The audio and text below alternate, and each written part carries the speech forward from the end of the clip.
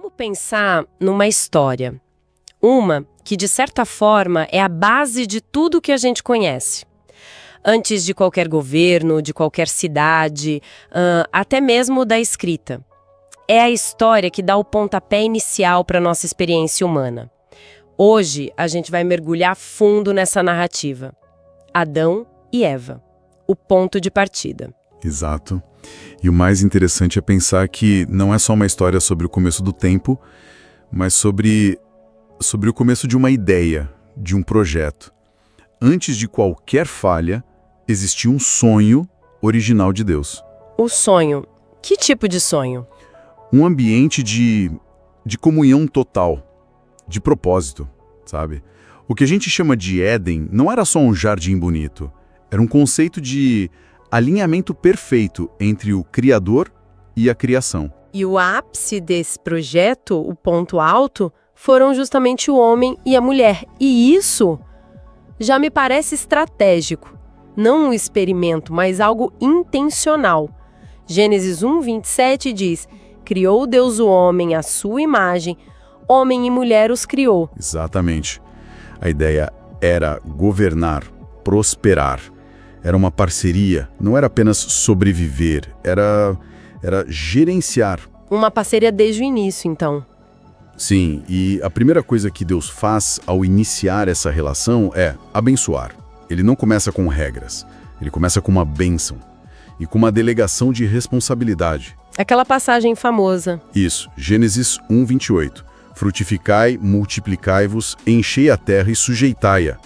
É um ato de confiança, sabe? Ele delega autoridade, ele confia. O que torna o que vem a seguir ainda mais dramático, porque num cenário de total confiança surge o primeiro conflito. E ele gira em torno de uma única regra clara. Uma única regra. A árvore do conhecimento do bem e do mal, de Gênesis 2:17. E olha, essa regra não era sobre restringir, era sobre preservar a confiança. Era o ponto de referência daquela relação. E é aí que a dúvida entra em cena. É aí. Através de uma pergunta simples, mas devastadora, da serpente, Gênesis 3:1. É assim que Deus disse, nesse momento, a grande luta da humanidade é definida. Confiar na palavra de Deus ou no próprio julgamento. É a essência do conflito. E a escolha deles teve uma consequência imediata. A comunhão que você mencionou, ela se quebra. Totalmente. Naquele instante, a primeira coisa que surge é o medo. Depois, a vergonha. Sentimentos que não existiam antes. Gênesis 3:7 é muito claro. Então, foram abertos os olhos de ambos e conheceram que estavam nus.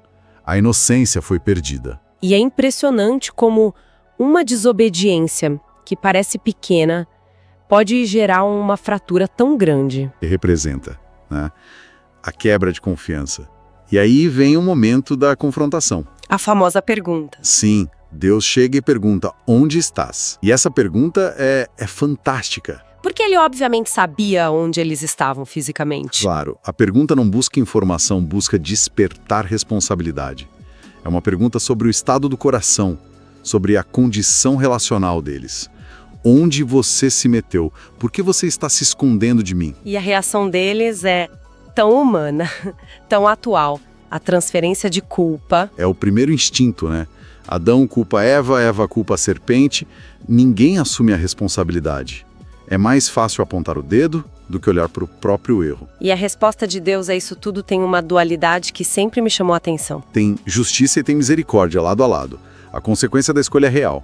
A expulsão do Éden acontece. Isso é a justiça. Mas, ao mesmo tempo... Ao mesmo tempo, tem um ato de cuidado imenso.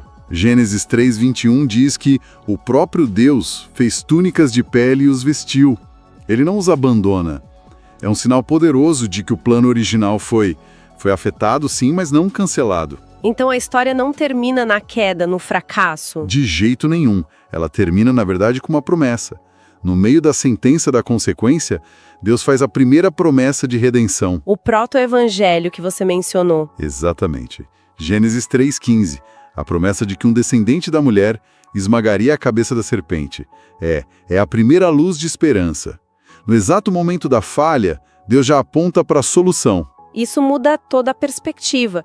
A história, então, não é sobre um paraíso que foi perdido para sempre. Não.